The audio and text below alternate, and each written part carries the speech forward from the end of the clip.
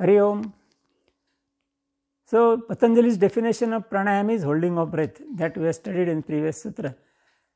Now he gives the different types, and these types are very logical because we are inhaling and exhaling. So we can stop the breath or the velocity of air, same thing.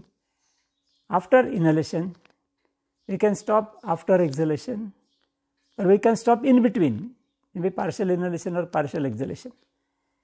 This is perfectly logical. So these three types are explained by Patanjali in the Sutra number 50. बाह्याभ्यंतर स्तंभ वृत्तिर देश काल संख्या भी परिदृष्टो दीर्घ सूक्ष्म. The same types as I told you. Bahya means when the air is out. That means after exhalation, after full exhalation. If the velocity of air is stopped willfully after full exhalation, then that is also pranayam, but that will be called bahya pranayam. Then abhyantar, abhyantar means inside. That means when the flow of air is stopped willfully after inhalation, that is abhyantar. So bahya pranayam, abhyantar pranayam, and stambha vritti, that means anyway in between, maybe partial inhalation, maybe partial exhalation, and we can stop the flow of air. So that is stambha vritti. So these three types are very clear and very simple of pranayamas, and this can be practiced, all three. But he is giving some important information about this, all three. Desha kala sankhya bhi paridrushto.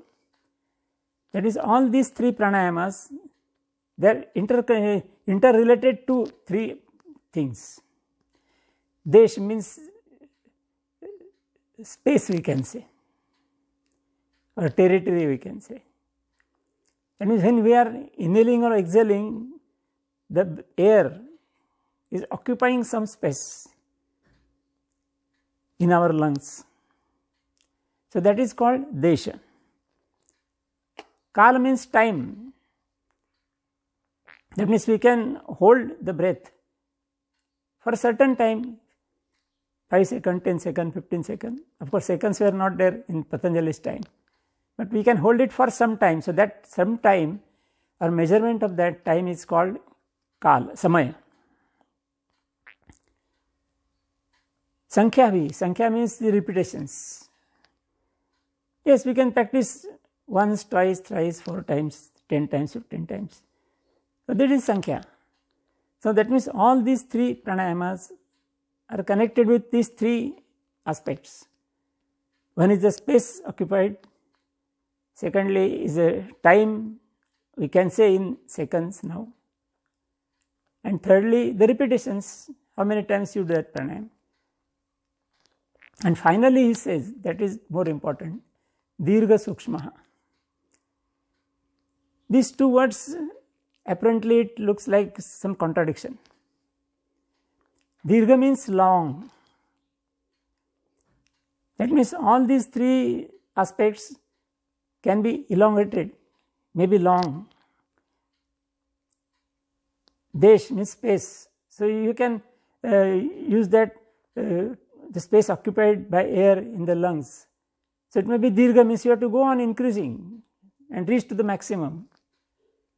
That is also quite clear, because our lung capacity is normally 6000 cc, and in normal breathing we utilize only 600.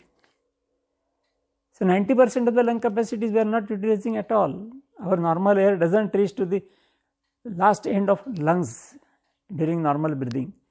But in pranayamas, Patanjali expects that you fill it up totally. So that is a space, and that goes to dirgha, means long, to reach the maximum level. Then the time of holding the breath, it must be dirgha, means you have to go on increasing. He is not giving the specific time, but he says, yes, go on increasing. 5 seconds, 10 seconds, 15 seconds, go on increasing. In order to practice all these pranayamas, you have to go on increasing.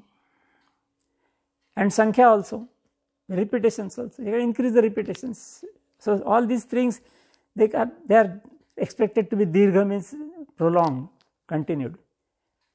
And sukshma, sukshma means very subtle, we can say.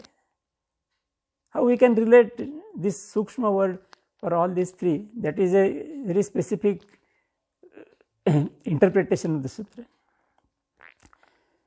Because you see, as one goes on practicing pranayama,